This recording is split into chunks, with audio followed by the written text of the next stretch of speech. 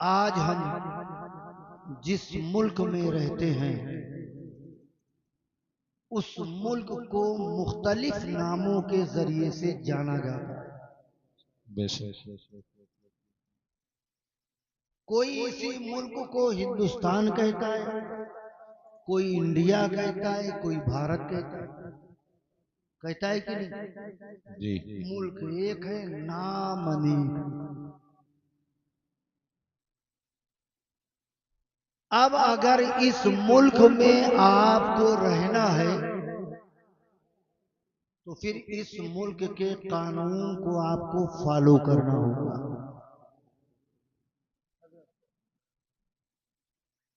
इस मुल्क में रहना है तो इस मुल्क के कानून को फॉलो करना, और अपने जिस मुल्क में हम हैं उस मुल्क से मोहब्बत का तरीका मुस्तफा ने बताया।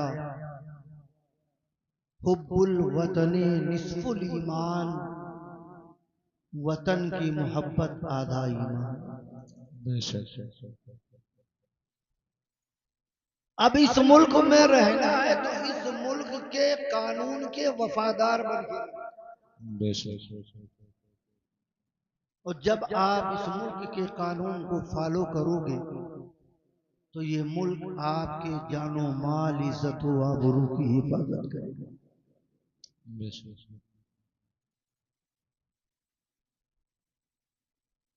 और इसी मुल्क की एक सरहद भी है, सरहद है, जहां हमारे घर के नौजवान बेटे 24 घंटा राइफल लेकर खड़े हैं। ना बारिश देखते हैं, ना बर्फबारी देखते हैं, ना आग बग से वो देखते हैं।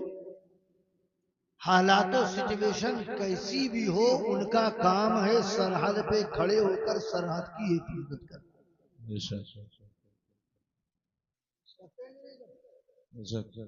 उनके हाथ में राइफल है।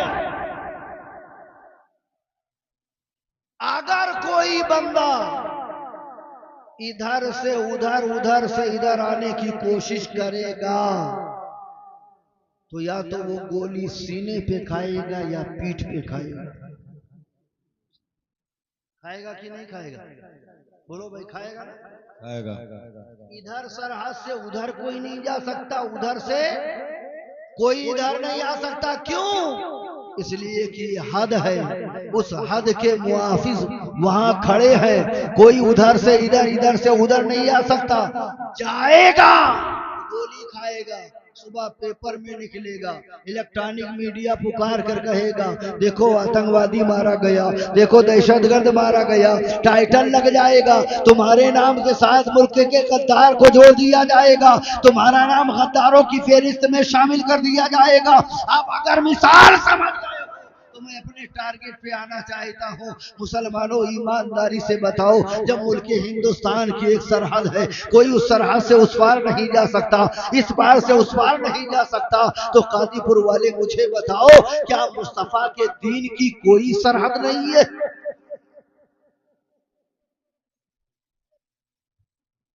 क्या मुस्तफा के दीन की कोई सरहद नहीं है?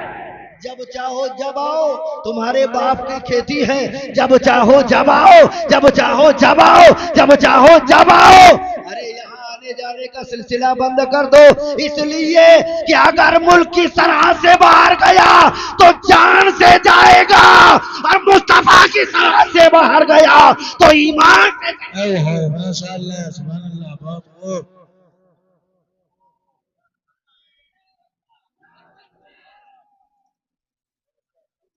यहां बाहर जाओगे तो जान से जाओगे, और दीन से बाहर गए तो बोलो ना यार, थोड़ा बोलो, ईमान से बाहर जाओ।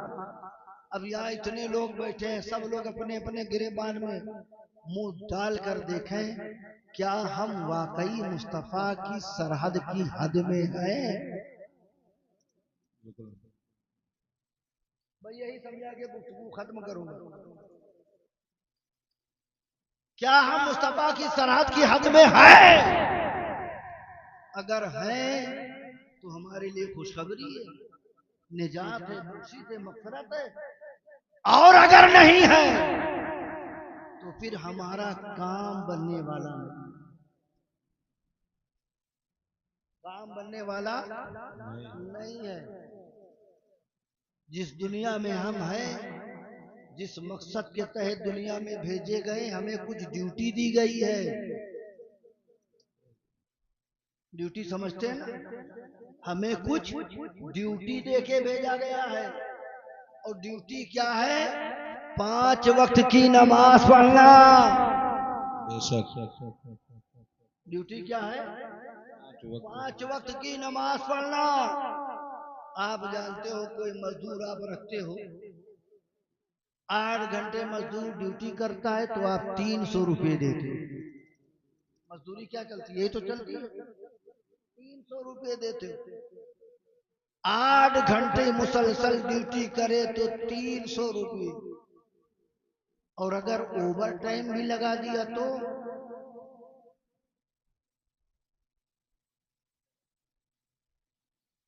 ड्यूटी की रकम तो फिक्स है, उससे ज्यादा नहीं मिलेगी। लेकिन अगर ओवर टाइम लगा दिया तो ओवर टाइम में वक्त कम लगता है, फायदा बहुत होता है। होता है कि नहीं होता? टाइम कम लगता। मान लो कि आपने 8 घंटे के लिए मजदूर को लगाया, अब काम शाम को आपको खत्म नहीं हुआ, मजदूर से और काम कराना है। 2 घंटा अगर काम कर ले तो कल दिन भर की दिहाड़ी बच सकती है। तो आप कहोगे भाई 2 घंटा और कर लो, मैं तुम्हें 200 रुपये और दे दूंगा। 200 रुपये और दे दूंगा। लेकिन ओवर टाइम कौन करेगा? जो ड्यूटी करेगा। जो क्या करेगा? ड्यूटी करेगा, वही तो ओवर टाइम करेगा कि नहीं करेगा? और जो ड्यूटी ना करे, ओवर टाइम उसे मिलेगा? ओवर टाइम से कोई फायदा होगा? ऐ कादीपुर के खैरतमंद मुसलमानों सुनो, नमाज ड्यूटी है, मिलाद मुस्तफा ओवर टाइम है, सलातो सलाम ओवर टाइम है, जुलूस मुस्तफा ओवर टाइम है, मुस्तफा पर दुरूद पढ़ना ओवर टाइम है, बिरयानी बनाना ओवर टाइम है, खैरात करना ओवर टाइम है। और ओवर टाइम का सवाब तुझे कब मिलेगा? जब ड्यूटी पूरी करके आएगा तब मिलेगा, जब ड्यूटी मुकम्मल। माशाअल्लाह। नारे तकबीर, नारे तकबीर, नारे रिसालत, नारे रिसालत, जश्न ईद मिलादुन नबी, नारे तकबीर, नारे रिसालत। अगर ड्यूटी ना करो तो पार्ट टाइम का काम होगा। अगर नमाज नहीं पढ़ा, कितना लंगर खिला लो, चाहे जितनी देर मस्कलिया बना लो, चाहे जितना जर्दा बना लो, अपने घरों पर चाहे जितने बड़े बड़े आलम लगा लो, पहले तुम्हें ड्यूटी करना है, ड्यूटी, फिर तुम्हें ओवर टाइम करना है। और यही ओवर टाइम है जो तुम कर रहे हो। अगर ड्यूटी करके आए हो तो ओवर टाइम का तुम्हें सवाब मिलेगा, और अगर ड्यूटी नहीं की है तो फिर तुम्हें मिलाद मुस्तफा का भी कोई सवाब नहीं, कोई सवाब नहीं मिलेगा। और ड्यूटी, अल्लाह अकबर, ओवर टाइम, मोहम्मद साहब बड़ा फायदा है ओवर टाइम का। ये हमारे शोराए किराम नात पढ़ रहे थे। ये नात पढ़ना किसकी सुन्नत है? हजरत हसन बिन साबित की सुन्नत है। नात कैसे पढ़ते थे? हदीस उठा के देखो।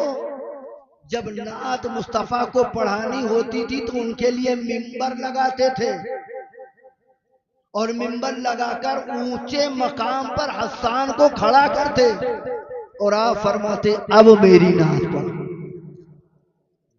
अब मेरी नात पढ़। उलमाए कराम मौजूद है, मैं तवज्जो चाहता हूँ।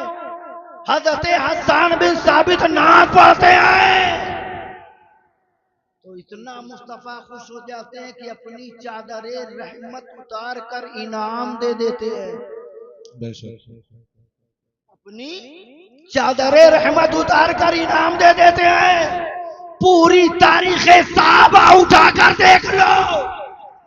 अगर किसी नमाजी को मुस्तफा ने चादर दी हो तो बताओ, किसी गादी को चादर दी हो तो बताओ, किसी इबादत गुजार को चादर दी हो तो बताओ, ड्यूटी करने वाले को चादर दी हो तो बताओ। मुस्तफा ने चादर ड्यूटी करने वाले को नहीं दिया था, ड्यूटी के बाद ओवर टाइम करने वाले को। ड्यूटी के बाद ओवर टाइम करने वाले को दिया। और क्या दिया? अपनी रहमत वाली चादर, रहमत वाली चादर अता फरमा दिया। गोया रसूल तुम्हें बताना चाहते हैं, तेरी ड्यूटी के बाद अगर ओवर टाइम लगेगा तो तुझे वो इनाम मिलेगा कि कायनात उस इनाम पर रश करती। सुभान अल्लाह। ओवर टाइम बाद में, ड्यूटी पहले, ड्यूटी पहले, पहले फजर, फिर जोहर, फिर असर, फिर मगरिब, फिर इशा, फिर मिलादे मुस्तफा। शॉर्टकट का रास्ता मत ढूंढो। आज तो मुसलमान माज़अल्लाह अल्लाह रसूल को कट मार के आगे जाते। ड्यूटी की बारी आती है, हमारी ये सुन्नी कौम जब नबी का जिक्र सुनती है तो झूमती है। झूमती है कि नहीं? नबी का जिक्र सुन के झूमती है और नबी के फरमान को, नमाज को सुन के घूम जाती है। जिक्र सुनने से झूमते हैं। वाह शायर साहब क्या कह दिया। और इतना जज्बाती ये कौम है, जैसे कोई पढ़ता है जेब में जलजला आ जाता है, जितना नोट होता सब उछलने लगता है, निकाल के दे दो। आप देते हो, देना चाहिए, नबी की सुन्नत है, नबी ने चादरें तदीर दी है, लेकिन किनको दी है? ड्यूटी करने वाले को।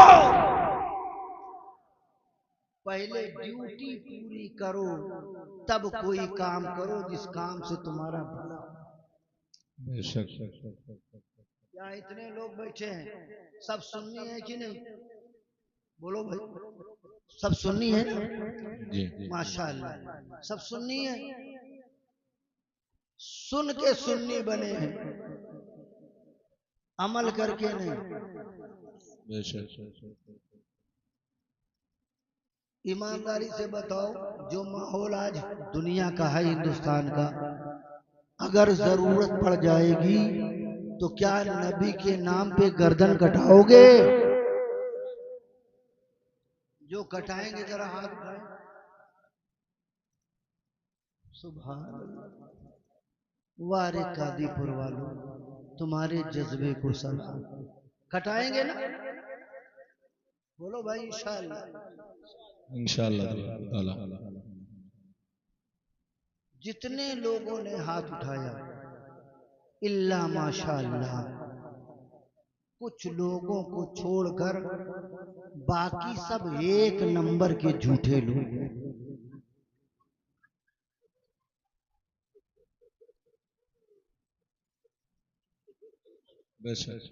जितने लोगों ने हाथ उठाया, इसलिए मैंने कर दिया कि कोई फतवा न लगा दे, मुफ्ती साहब आपने ये क्या कह दिया।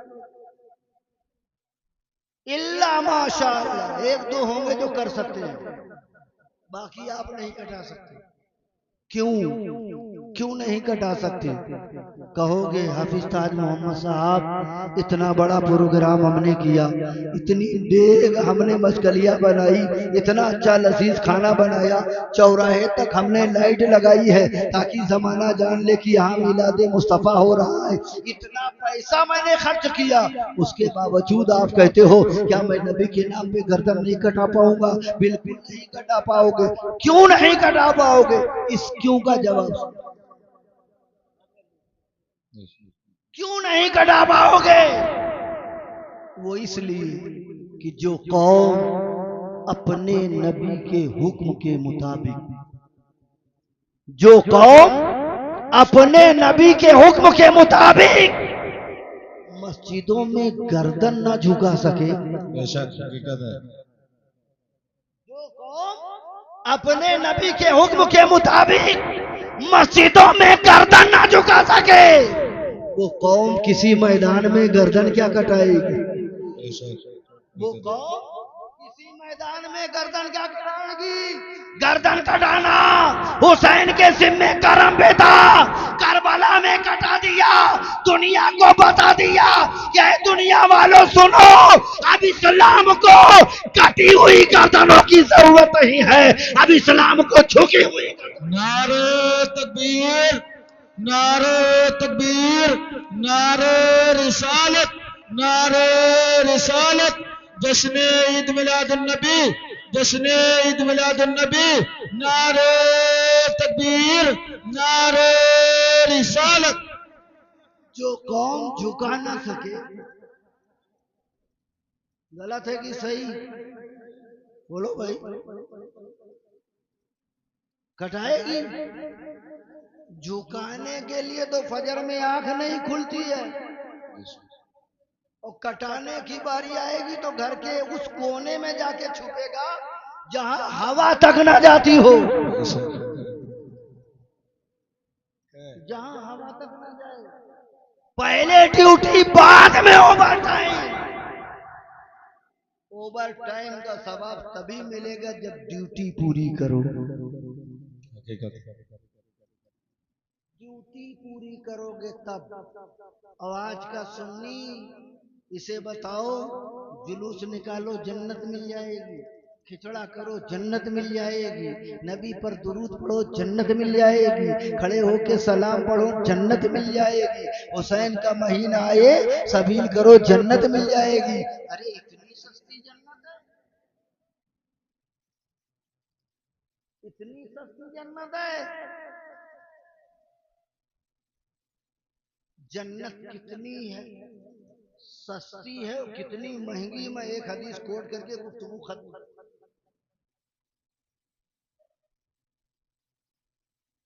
उस हदीस को समझाने के लिए मैं एक मिसाल दूं ताकि बात अच्छी तरह से समझ में आए। अब हम लोग चूंकि मुकर्रिर से ज्यादा मुदर्रिस हैं, तो जब तक पढ़ा के समझा ना दें जब तक मजा नहीं आता। हदीस क्या कोट करने जा रहा हूं? हदीस मुस्तफा की, आका ने फरमाया अस्सलातु मिफ्ताहुल जन्नह, नमाज जन्नत की कुंजी है। क्या है? बोलो यार, नमाज क्या है? जन्नत की कुंजी है। अब इस कुंजी को समझाने के लिए एक मिसाल दूं ताकि कुंजी समझ लो। 3 शख्स सफर करके बॉम्बे गए, रात में उतरे, अजनबी शहर था, कोई जान पहचान वाला नहीं था। तीनों ने कहा कहाँ रात गुजरेगी, तो सबने मशवरा किया चलो कोई होटल ले ले। गए होटल, पूछा कोई रूम खाली है, काउंटर से जवाब मिला नहीं। कहा बगल में कोई होटल है, कहाँ चले जाओ उधर है। दूसरे होटल पे गए, पूछा भाई कोई रूम खाली है, उसने भी कहा नहीं। बेचारे परेशान तो ऑलरेडी पहले से थे, अब नहीं नहीं का जवाब मिला और परेशानी बढ़। कहा कोई तीसरा होटल है, कहा बगल में तीसरा होटल है, चले जाओ शायद वहां मिल जाए। ये तीनों गए, काउंटर पे पहुंचे, पूछा कोई रूम खाली है, काउंटर से जवाब मिला हाँ एक रूम खाली। अब इनके दिल में थोड़ा सा सुकून हुआ कि चलो कम से कम रूम मिलेगा। अब इन्होंने रूम अलॉट करवाए, काउंटर पे सारी फॉर्मेलिटीज अदा की, कैश वगैरह अदा किया। 50 महले का होटल था। जब ये चलने लगे तो मैनेजर आता है, कहता है सर 50वें महले पर आपका 1 नंबर का कमरा अलॉट किया गया है, लेकिन माफी चाहते हैं मेरा होटल अभी नया नया है, अभी लिफ्ट नहीं है, अभी आपको जीना बजीना जाना, स्टेप बाय स्टेप जाना है, 50 माले पर जाना है, स्टेप बाय स्टेप जाना है। अब ये बेचारे मरते ना तो करते, कोई ऑप्शन था ही नहीं दूसरा, चल पड़े। जब चले तो तीनों ने आपस में मशवरा किया, तीनों में 2 तो सही बोलने वाले थे, एक हकला हकला के बोलता, फंस के बोलता। तो जब तीनों चले तो तीनों ने आपस में मशवरा किया, यार 50 माइले तक चढ़ना है, लिफ्ट भी नहीं है, सीने से जाना है, सफर लंबा है, क्या करें? तो एक ने कहा आधी मंजिल 25 मंजिल तक तुम किस्सा कहना, 25 के बाद मैं सुनाऊंगा, 50 तक पहुंच जाएंगे। जब इन तीनों ने मशवरा किया तो सबसे पहले हकलहा बोला, पहले मेरी सुन लो,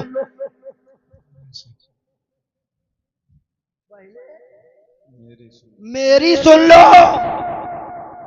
तो ये जो सही बोलने वाले थे डांट दिया,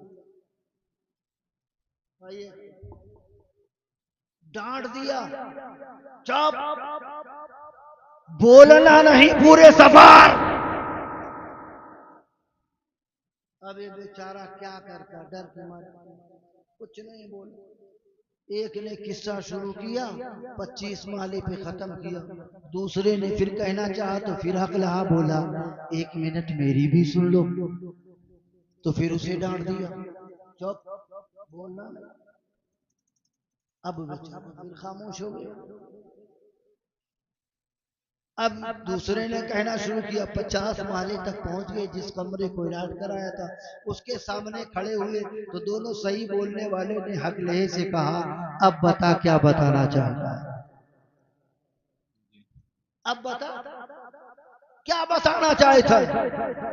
तो हकलहे ने कहा, बे नादानो, मैं कोई किस्सा कहानी नहीं सुनाना जा रहा था, मैं तो ये तुम्हें बताना चाह रहा था, जिस कमरे को इलाज करा के आए हो उसकी चाबी नीचे काउंटर पे रखी है।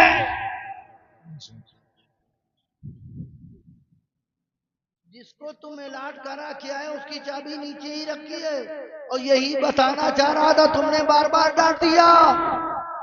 अब बताओ ईमानदारी से मुसलमानों, फिर ऊपर से नीचे आया जा सकता है कि नहीं?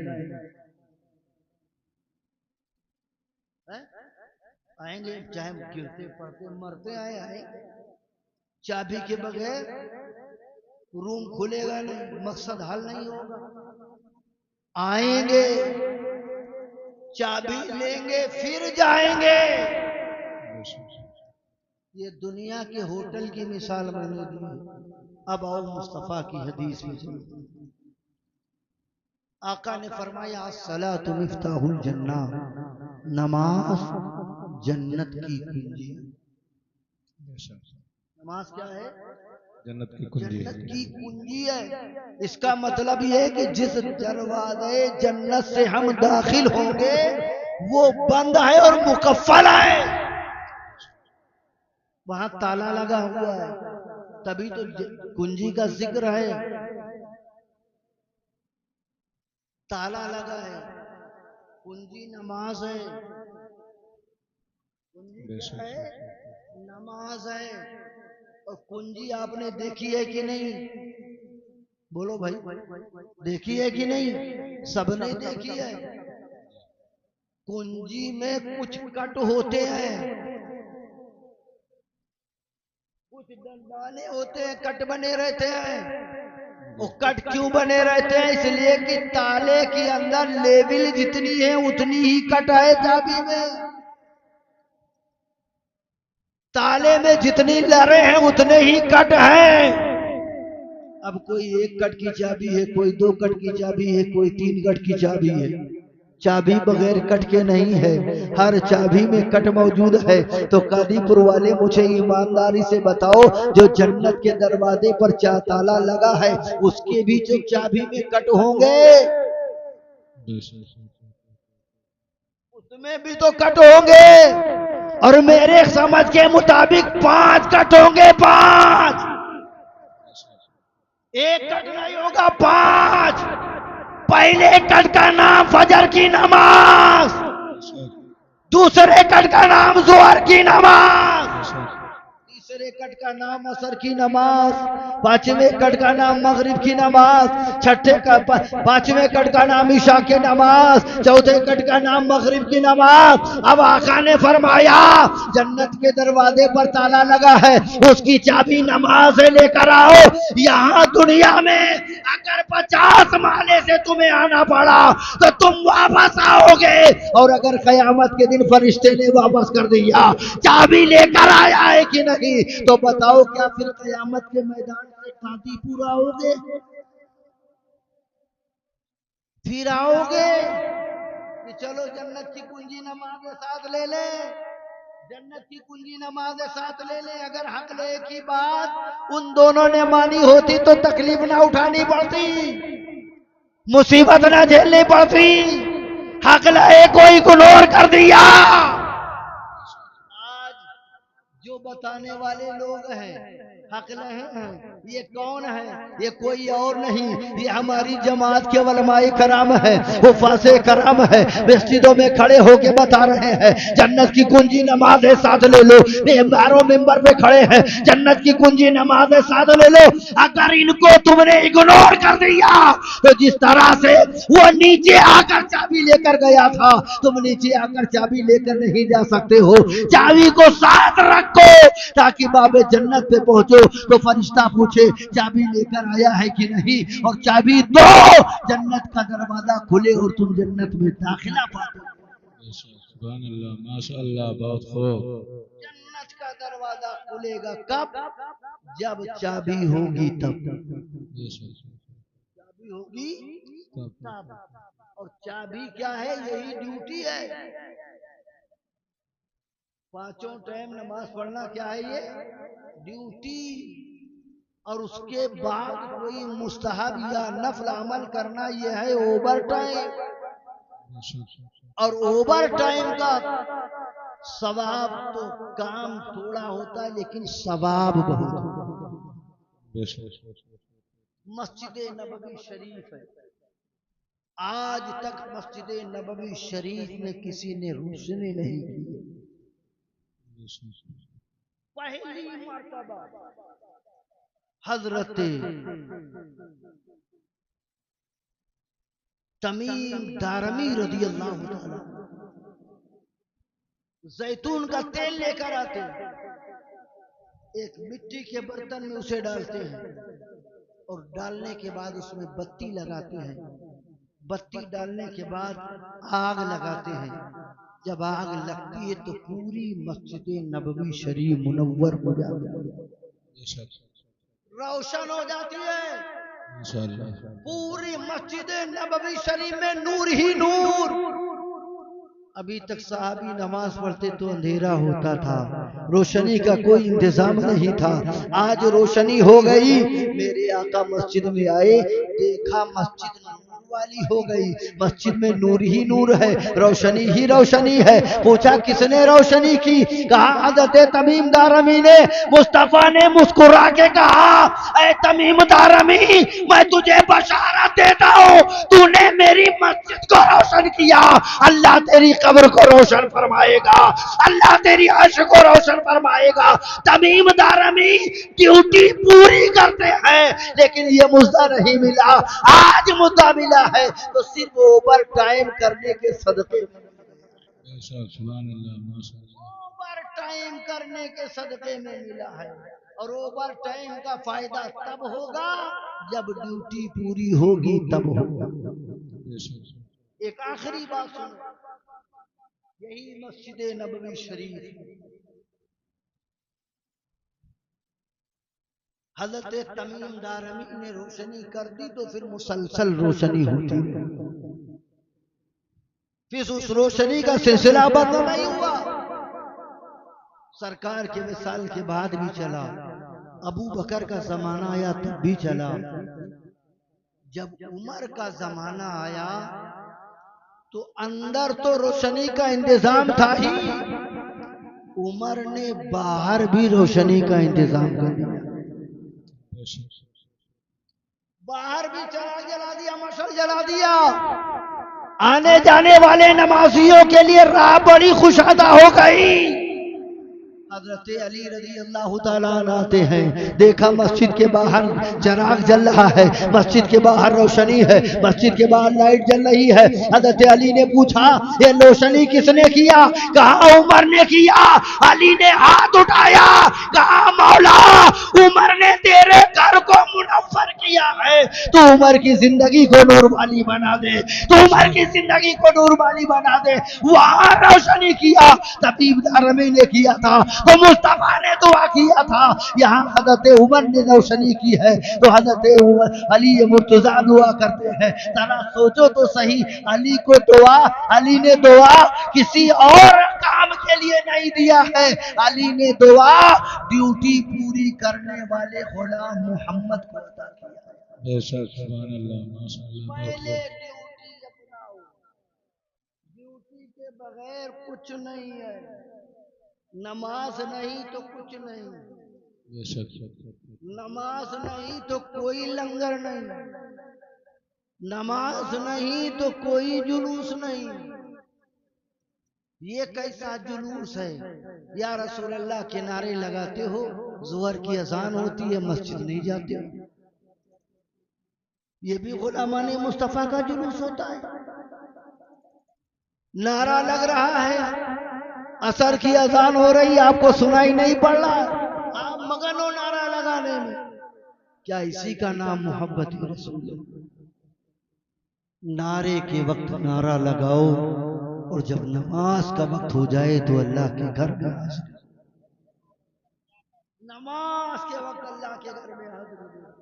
और नमाज के बगैर, ये जुमला याद रखना, नमाज के बगैर कोई खैर मिलने वाला नहीं, बेशक, कोई भलाई मिलने वाली नहीं। और नमाज ना पढ़ने वाला,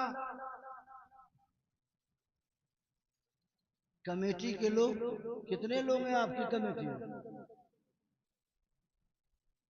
बोलो भाई, कमेटी का कोई आदमी है?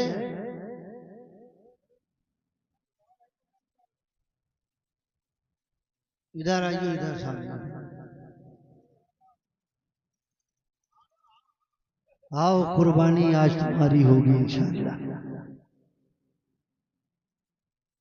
आओ इधर, आओ इधर, सुभान।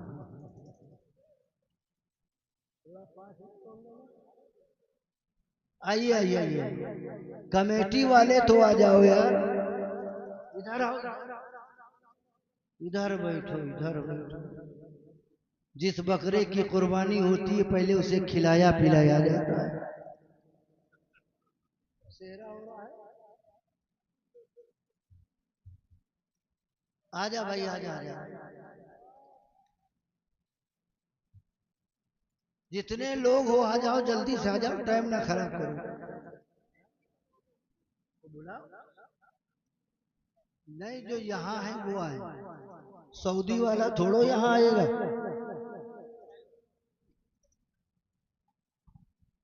फरीद बाबा अगर आवाज सुन रहे हो तो तशरीफ लें। फरीद बाबा, कमेटी वाले हजरात यहाँ पर तशरीफ लें, हजरत का हुक्म हुआ है, आ जाइए।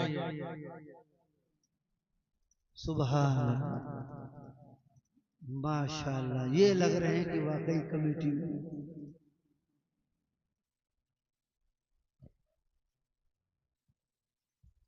बस भैया 5 लोग, आओ भैया आओ। मिस्त्री साहब भी कमेटी में हैं। हाजी साहब, हाजी साहब आप भी तो कमेटी। हाजी साहब है तो जहाँ है वहीं बैठे रहने। हाजी साहब आप भी हैं, हाजी साहब उन्नाव वाले वो भी हैं मिस्त्री। नहीं, आप वहीं बैठे रहिए, आप वहीं बैठे, ऊपर बैठो, ऊपर। आज सब देखें दुनिया।